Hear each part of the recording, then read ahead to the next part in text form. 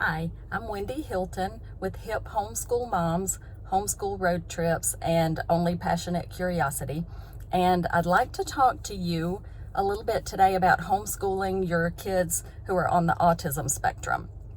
Now, I know that there are parents sometimes at different times of the year. Sometimes we know when the school year starts and have time to prepare ahead of time to homeschool our autistic kids, or sometimes something may happen during the school year that causes you to need to pull your child out of school, and so you have to bring that child home maybe in the middle of the year without much preparation time. Actually, that is what happened to me. About 15 years ago, my daughter that's severely autistic is now 24 years old, and about 15 years ago, around February or March of the school year, I discovered that there were some problems going on at school, and I knew that I had to take her out of school right then. I knew that she needed to leave that environment and that she needed to come home with me. But because I had not been preparing for that ahead of time, it was really kind of a last minute necessity, not just a decision, but it was a necessity that I bring her home. And so I felt completely unprepared. I felt completely lost. I didn't know what I was going to do with this autistic child who was accustomed to going to school. That was her routine. And most kids on the spectrum, whether they're severely autistic or not as severely autistic, they thrive on routine. They like to know what's going to happen each day when they wake up. They like to know what's going to happen throughout the day and where they'll be going and what they'll be doing and those kinds of things. And so it was a really difficult decision that I had to make, but I knew it was the right decision to make. And just like you, I wanted to do what was best for my child, whether I felt completely prepared to handle the situation or not. And I have to say, I really do want to encourage you to jump in there, to jump in and get started, whether this was something you planned ahead to do or whether this is a last minute situation that you find yourself in. The truth is, everything's not going to be perfect, whether you plan ahead or whether you find yourself doing this last minute, but it's okay. It's okay. School teachers in local schools are people just like you are. They're doing their best just like you're going to do your best, and it's okay. You don't have to be perfect. You don't have to be perfectly prepared. The most important thing that you can do, to be honest, is just love your child and care about the outcome. And obviously, if you're considering this decision to homeschool, then you already love your child and you already want what's best for him or her. So you've got that part covered. You're already doing well. So just try as much as you can to just take a deep breath and know that things are going to be okay. And so, but now on the practical side, I want to talk to you a little bit about some ways to teach your child and about some ways to make this transition easier and just give you a little bit of encouragement. So first, I have to say, when I've done sessions at homeschool conferences in real life, one thing that I like to remind people of is, and you may have heard this, if you've met one child with autism, you've met one child with autism. In other words, all of our kids are so completely different. My child with autism is probably completely and totally different than yours, and that's okay. Some of these tips and ideas will be things that you can use, and some of them won't be. I also encourage you to listen to all the other speakers in this online conference and get information from them. However, if you're listening to a speaker, me or somebody else, and you just think, well, that information is just not going to work for my child. That doesn't apply to me, or it's going to stress me out or stress my child out. It's just not going to work. That's okay. It's all right. What you need to learn to do is listen to the information and then think through it as you're going. Maybe jot down some notes and things like that and just say, okay, this bit of information sounds like something that does apply to me, that will work for my family and my child. And maybe this other information is something that won't work so well. That's just not going to work for my family. So I do sincerely encourage you to just keep that in mind. It is okay to just disregard and set aside the information that you just don't think is going to work well for your family. Even if you glean just a few little bits of information that will help you and encourage you, you're on the right path. You're headed in the right direction. So, as far as bringing your child home and getting used to just the new environment, our neurotypical kids, generally, you can have a conversation and say, hey, we're going to homeschool, and this is why, this is kind of what our routine will be, this is what we're going to do. But now our kids on the autism spectrum may need more reassurance, they may need more explanation. So especially if this is kind of a last minute decision or a last minute necessity for you, then depending on your child's level of understanding, I encourage you to talk to your child and explain exactly why you've made this decision. And obviously you want to do this according to your child's developmental level. You don't want to say something that's going to frighten or upset your child. You may just simply have to say, for this school year or for the rest of this school year or whatever, that we're going to homeschool, and then let your child know what that means. You may need to explain that this means we won't be getting up and getting dressed and leaving to go to school every day. This means we'll be staying home. So in the mornings when you get up, here's what we'll do. And then, after you've brushed your teeth and gotten dressed and eaten your breakfast, we'll work on these subjects, or we'll play outside for a little while, and then we'll do some schoolwork for a certain amount of time or whatever. You just may need to give your child some idea of the kind of schedule that you'll be keeping. Our neurotypical kids may not want or even need to adhere to a schedule, and that's okay. That's all right. It's okay to be flexible. It's okay for your schedule to change and do different things. But with our autistic kids, many of them thrive on knowing what's going to happen that day. So I suggest that you do something like, if you have an older child, a child who can read and write and that sort of thing, then you can write out your schedule and say, okay, maybe go over it the night before and say, okay, tomorrow morning we're going to wake up at this time, and then we'll have breakfast at this time, we'll do chores at this time, and then we'll do this subject at this time. So you may have to just make yourself out a very strict schedule to follow, and your child may feel much more secure and much more grounded trying to follow that strict schedule. Now, if you have a child who's a little more flexible and is able to not have to have such a strict schedule, that's great. You may want to kind of have a, not so much a strict schedule, but sort of a flow to your day. In other words, instead of saying we'll have breakfast, we'll wake up at 7:30 and we'll have breakfast at 8 and we'll start school at 9, you might be able to say, in the morning we'll wake up and just sleep late if you can, wake up at whatever time works for you. And then you may be able to say, after that, we'll have breakfast, then we'll do some chores, and then we'll do school. And you may not have to try to set a strict schedule with times and those sorts of things. If your child is okay with just sort of knowing the order that you'll be doing things. And for my daughter, even though she's severely autistic, she didn't mind not having strict times. And the honest truth is, if you can, it's really a lot easier not to have strict times, because that can be pretty stressful, trying to make sure that that schedule goes along exactly perfectly, that nothing comes up, that you don't run late, that you don't have any kinds of problems.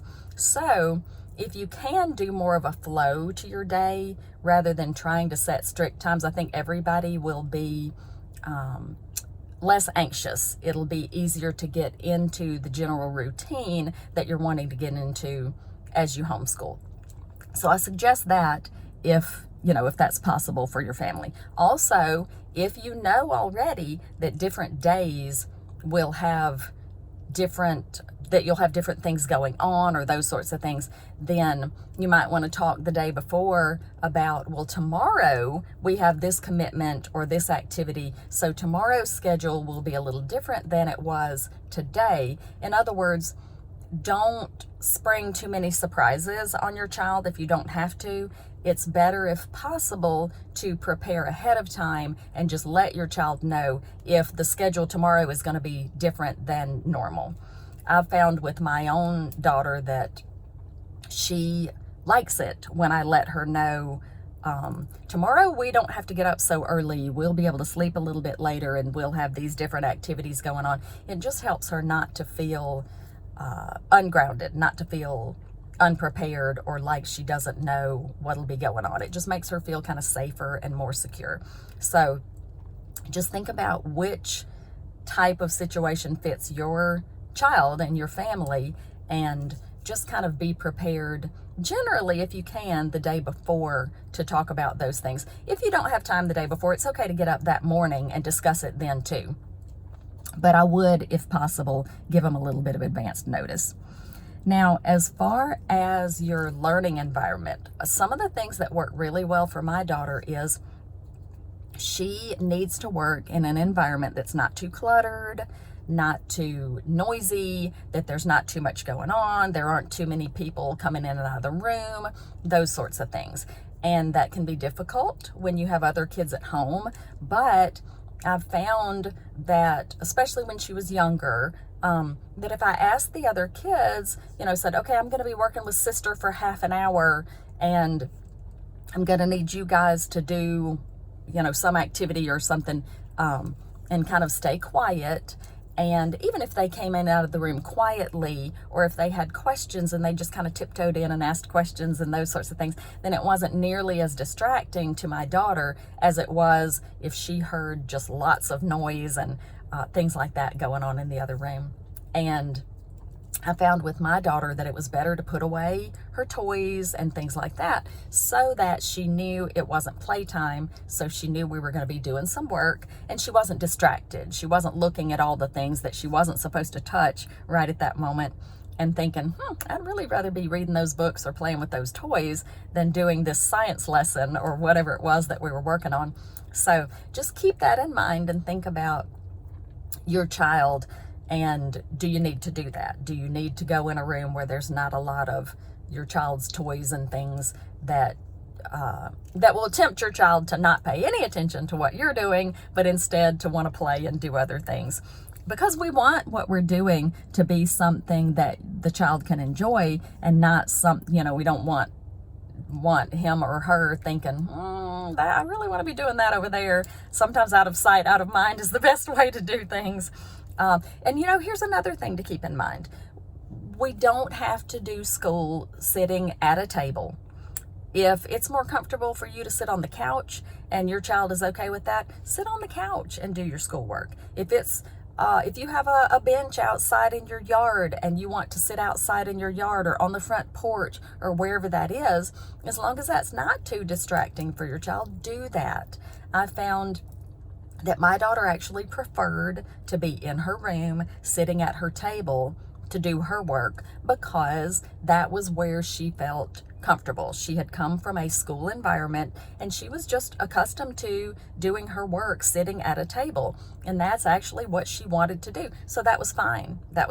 Now with my neurotypical daughter, she liked to change it up. She wanted to do school sometimes sitting on the couch, sometimes outside sitting on the front porch with the ceiling fans going, sometimes on a picnic blanket out in the yard. Sometimes we would practice things while she was swinging on a swing or whatever, things like that. So if you have a higher functioning child, then that child might enjoy doing school in different places, in different environments, and that's okay. There's nothing wrong with that. Sometimes a little movement, a little bit of activity actually helps our kids to be able to learn, rather than sitting there feeling stir crazy and thinking, oh, I've got to move, I'm so bored, I really need to do something. Sometimes just being able to move around a little bit, or being able to do something with that child being able to do something with his hands will help him to be able to listen and pay attention to what you're doing. So if that is something that you want to try, I really do suggest that you do try letting your child do something quiet. Play with Legos while you read the science lesson. Play with shrinky dinks while you're practicing spelling words. Go outside and let the child draw with sidewalk chalk while you're practicing math facts, things like that. Sometimes allowing our kids to be active with their hands, as long as they're not doing something so active and distracting that it's impossible for them to listen. Sometimes I've found that that's actually the best way to get the child to really listen. And so I do encourage you to try that and just see how that goes with your family.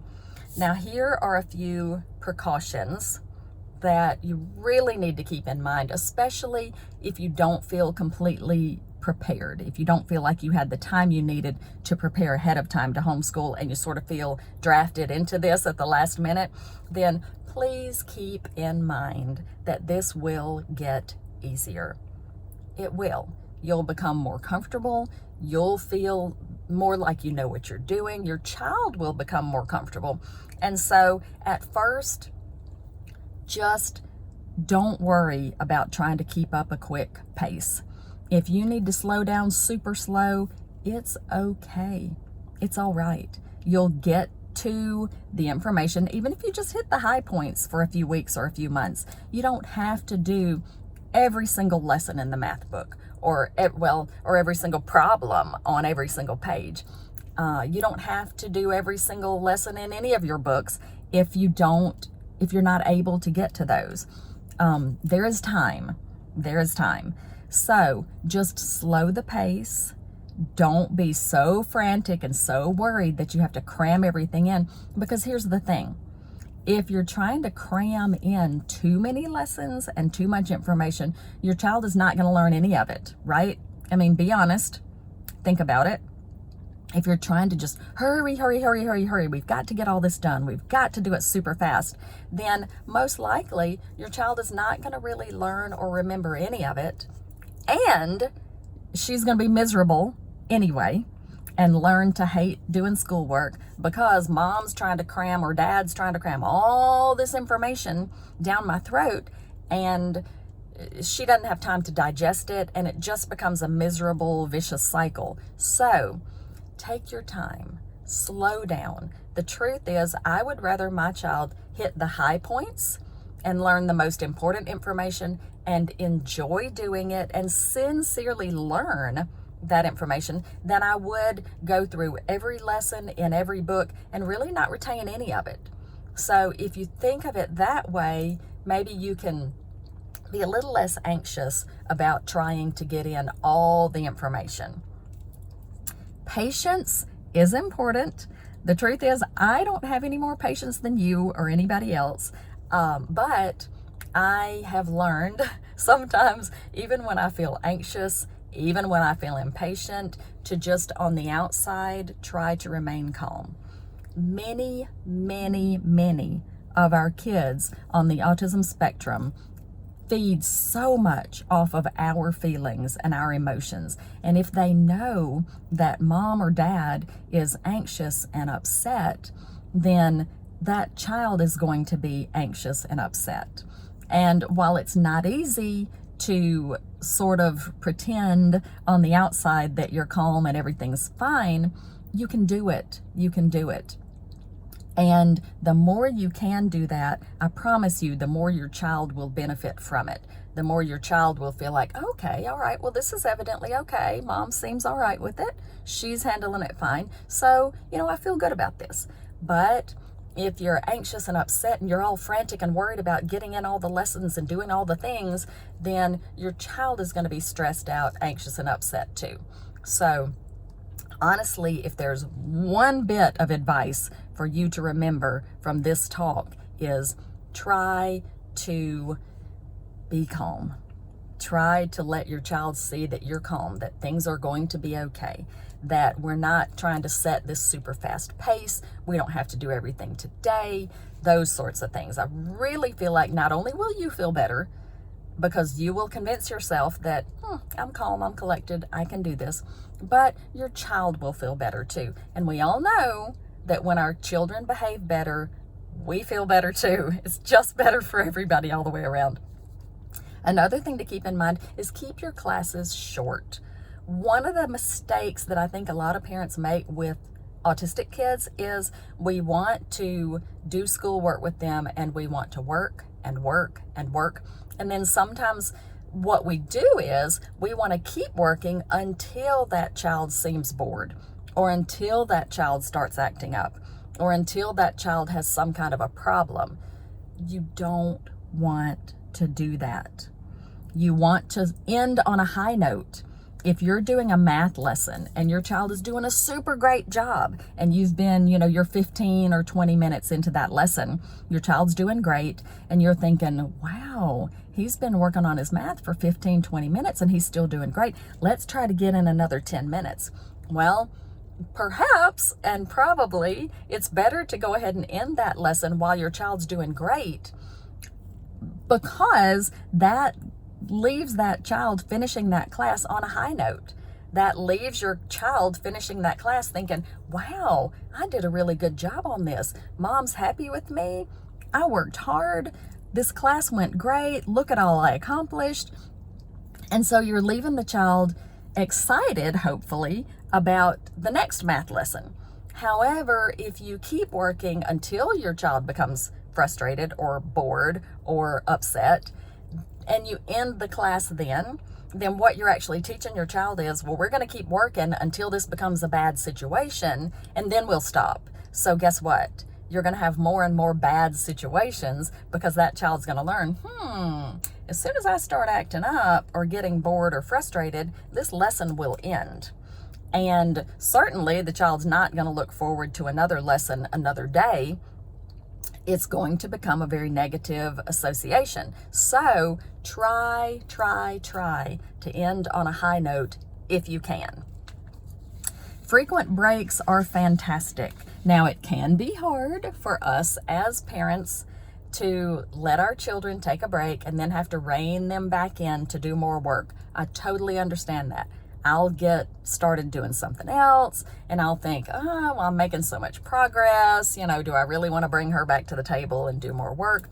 But it's going to be better for your child and for you, quite honestly, to take frequent breaks and then come back and do some more work. Now, the longer my daughter homeschooled, the longer she actually wanted to sit at the table and work, because that became very comforting, a very comfortable situation for her.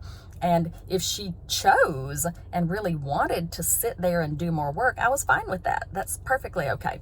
But if I sensed at all that she was beginning to get distracted or was beginning to go downhill with her behavior or whatever, while she was still happy and doing well, we just stopped right there. And so I really do want to encourage you to do that. Another thing to keep in mind is you don't always have to be therapy mom. You don't always have to do schoolwork. Everything you do doesn't have to be a lesson. There are plenty of ways to make learning fun. There are plenty of ways to just have a good time together. Even if you're not doing classes, you can learn together while you're putting together puzzles. You can learn while you're doing housework. You can learn while you're cooking together. Things like that. So regular, everyday activities, going to the grocery store, going to the gas station to put gas in the car, even doctor visits and things like that can all be educational opportunities just in everyday life. You don't have to feel like you have to be sitting at the table for hours and hours and hours every day in order for your child to be well educated. Now, some things to keep in mind that you may or may not have thought of are, Our kids on the autism spectrum sometimes have certain topics and things that they're a little bit obsessive about. And so instead of trying to distract your child from those topics and things, incorporate those into what you're doing. Allow those obsessions that your child has to actually enhance what you're doing instead of trying to fight against them. Because the truth is, you're probably not going to win that fight anyway. And so you can actually make those work to your advantage. So in other words, if your child just loves trains, a lot of autistic kids for some reason seem to love trains. Some of them love animals. Some love anything space themed, outer space and that sort of stuff. So if you have a child who loves any of those things, incorporate those into what you're doing. Use cars. If you have a child who just loves cars, use cars as your manipulatives when you're doing math lessons. Or use playing with cars as a reward. If you do a great job on your reading lesson, then we're going to stop and play cars for 30 minutes after your lesson's over, or 15 minutes, whatever amount of time you have. We're going to read some books about cars because that's what you really enjoy, that sort of thing. So try to take those topics that your child already really loves and incorporate those into what you're doing. Draw pictures about the topics that your child particularly loves.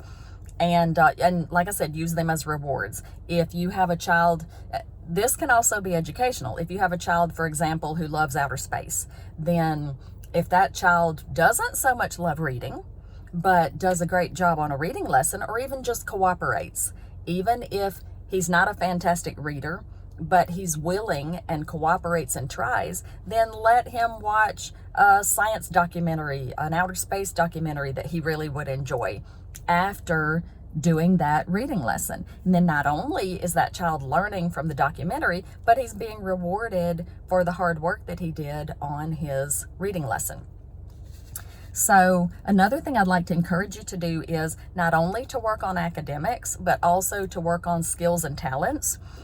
Work in some art. A lot of times in schools, there's one art teacher for all the schools in the county or whatever. And so our kids don't get a lot of art training. You may have a budding artist in your house that you don't even know about. Your child may not even understand what his talents are because he's never had a chance to develop those.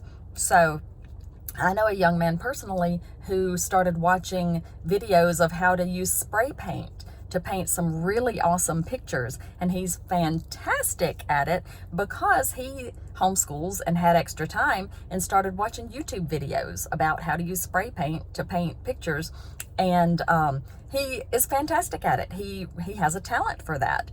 Because he homeschools and had the time to really explore that, he was able to develop that talent. So incorporate some art, incorporate dance, even if you're just goofing around and dancing just for fun. Incorporate music, listen to music, learn to play an instrument, even if it's just for fun, even if you don't ever plan to be a fantastic musician. Watch some YouTube videos or grab some online curriculum and learn how to play an instrument. Work on computer programming. There are great computer programming lessons and materials out there that you can do. So look for things that might be a little different, for things that you might not normally think of when you think of your homeschool subjects, and incorporate some of those into what you're doing.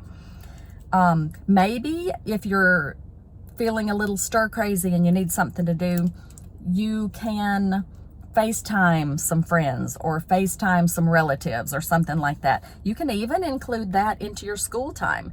Call, grandma and grandpa and let your kids tell them what they're learning and what they're working on. Or like I said, if you want to FaceTime or Skype or something like that, you can actually show them what you're doing and what you're working on. If your children are missing their friends, then do some online visits with friends too.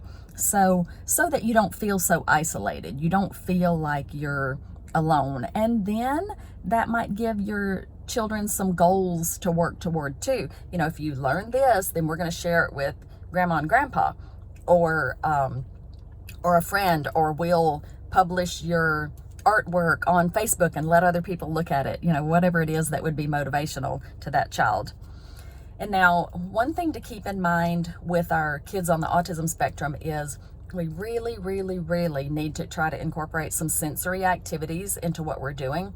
Honestly, this is probably a good idea for any child, but most especially for our kids on the autism spectrum, because they need that sensory input in order to be able to pay attention to what they're doing and in order to be able to learn.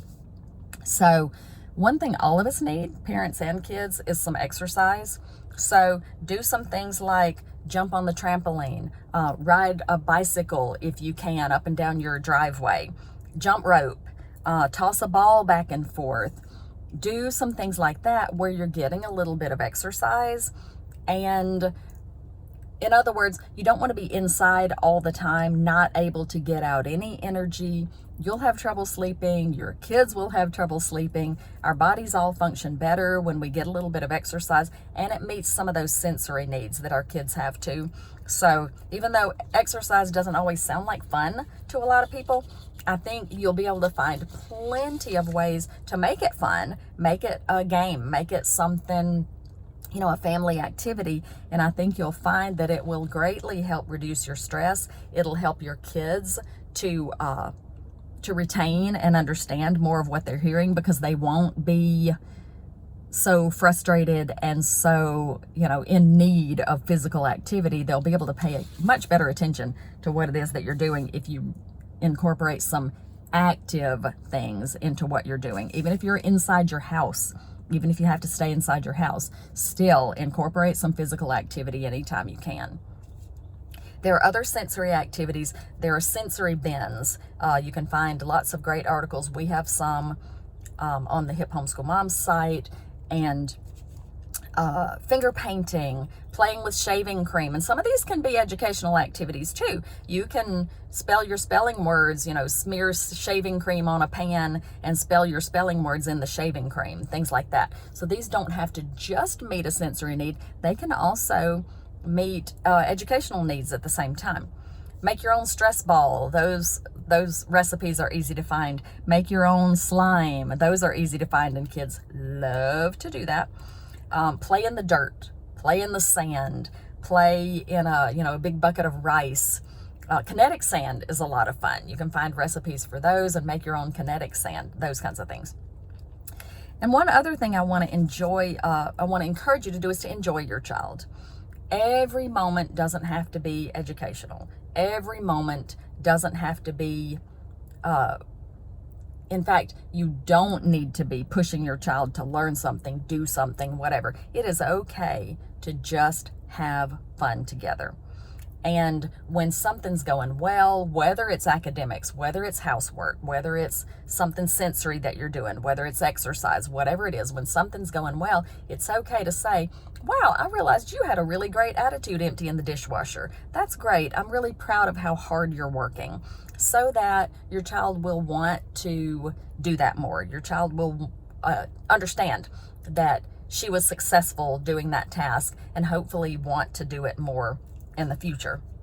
So we want our kids to feel successful. We want them to feel like we like them. We want them to feel like we're enjoying having them at home and that we want to be around them. Because one thing I have learned over the years is if your child feels like, for whatever reason, even if you don't mean for it to come across that, I don't like you very much, our kids sometimes get that idea if we're getting on to them or if we're fussing at them or that sort of thing. And we want them to feel like we're enjoying them as people, that we like them as human beings. So keep that in mind as you're interacting, because particularly if you're stressed, you're going to maybe accidentally give your child the idea that, I don't like you very much, even when that's not the case at all. It's just that if you're stressed and upset, your child may take that personally and feel like that it's something that he or she did, even when really your stress and anxiety have nothing to do with what that child did. So just keep that in mind and try to make sure your kids know, I really like you and I like spending time with you. And do things just for fun. Play outside. Read books just for fun. Every time you read, it does not have to be a lesson. It's okay to read just for fun. Play games. Board games can actually be super educational and a lot of fun at the same time. Your kids don't have to know that this board game is educational. All they know is, hey, mom just asked me if I wanted to play a game. That's pretty cool. Arts and crafts, those can be educational and they can be lots of fun. And they're a way that you can enjoy spending some time with your child and share your talents and encourage your kids to develop their talents. So do some art things just for fun. Like I said, sensory activities. And then one thing to keep in mind is it really is okay to just let them have some TV and computer time. Now, you don't want to get in a habit of allowing your child to watch TV all day long, watch movies all day long, play on the computer or the cell phone or whatever all day long. And it's very hard once that gets started to rein that back in.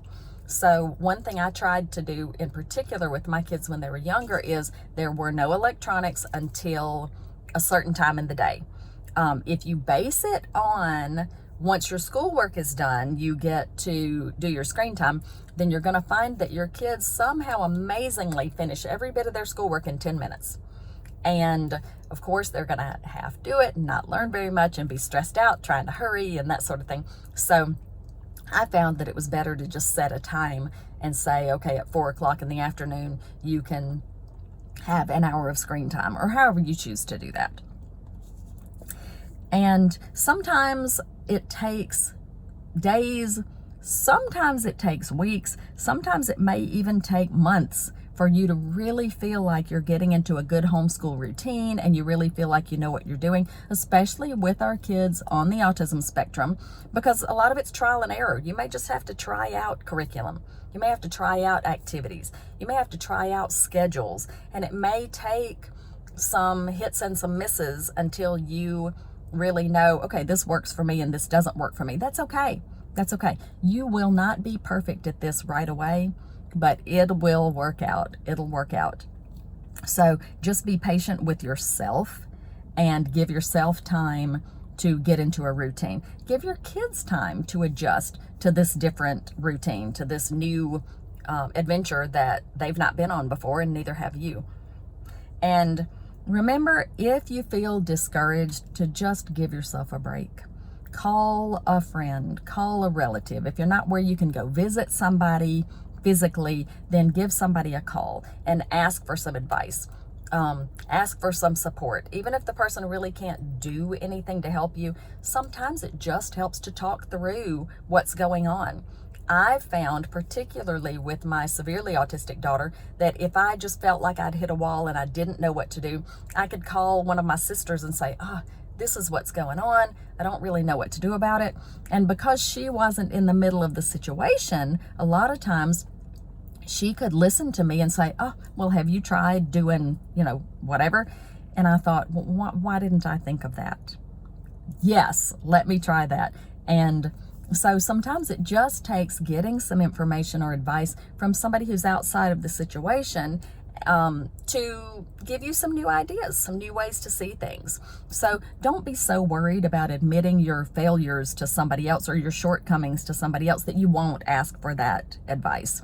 And we try on the Hip Homeschool Moms website to share encouragement, to share how-to information, that sort of thing. So look on the site, see what you can find that might be helpful. On our Only Passionate Curiosity site, we have lots and lots of freebies. We have lots of lessons. We have lots of activities. We have lots of printables, unit studies, writing prompts, all sorts of things, even some craft ideas and things over there that you can look at that are educational, but they're also fun. So you can take a look over there and just see, hey, what looks like it might be fun to do, and just sort of have a fun schooling day if you need to, if you really feel like you just kind of need a break and you need something interesting to do that's educational, but that doesn't feel educational really, maybe to your kids. So I hope that some of these tips have been helpful to you. Some of them will apply to any child, some of them more so to kids on the autism spectrum. So if you have questions, if there are things you need help with, I'll be glad to try to help you. The best way probably to reach us is to go to the Hip Homeschool Moms Facebook page and leave your questions there. And what I'll try to do is look at those questions and write, if I can, I'll try to write some articles and address those questions so that that information will be there for other parents, those kinds of things. But anyway, I just want to encourage you to enjoy your kids, to take things slowly, to not worry so much about doing everything in a purely academic setting, to kind of go with the flow, see what sort of schedule or what sort of routine works for your child, and then to just be patient. Give yourself some time, and don't feel like that all of a sudden, poof, your first day or second day or whatever into homeschooling, that everything's going to fall into place and go perfectly. It might, and if it does, that's great. But if it doesn't, it's okay. It's okay. You'll get better with time. Your kids will get better with time. So I just want to encourage you. Yes, it's darn hard a lot of times being the parent of a special needs kid or a child on the autism spectrum, but you can do it. Hang in there, and hopefully Hip Homeschool Moms and Only Passionate Curiosity will be able to provide you with some information, some activities, some support, and some things to help you out. So you can do it. Hang in there. Happy homeschooling.